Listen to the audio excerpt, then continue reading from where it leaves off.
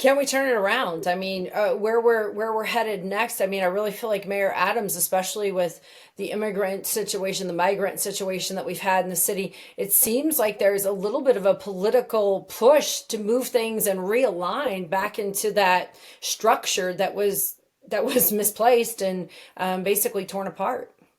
Be very frank with you, I wouldn't hold my breath on that. The mayor, and I like the mayor, and I think his heart and his mind are in the right place. But the city council and the legislature in Albany are not there.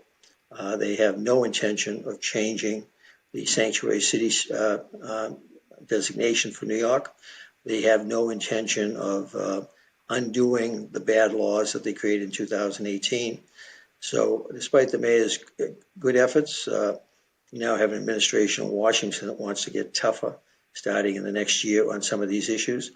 But I think, unfortunately, for New York and its residents, we're going to be an outlier.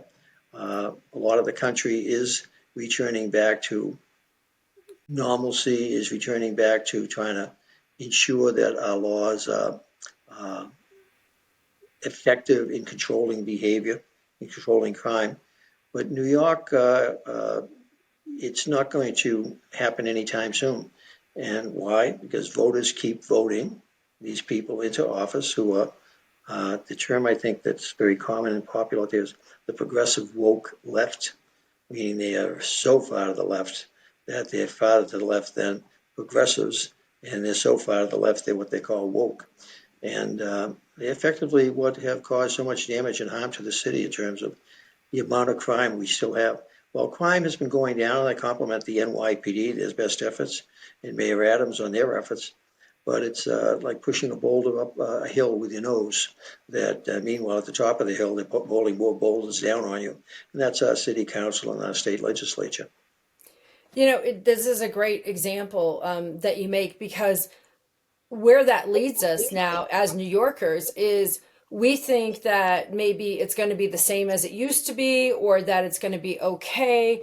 But we really need to take a different angle, understanding some of those concepts that you just took or that you just put out. We need to understand those political forces that are at work that can impact how the police behave, that can impact the criminal's opportunity. So as New Yorkers, it's like the title of this podcast, which is Thin Ice. A lot of people go out onto the ice. They don't know exactly how thick it is.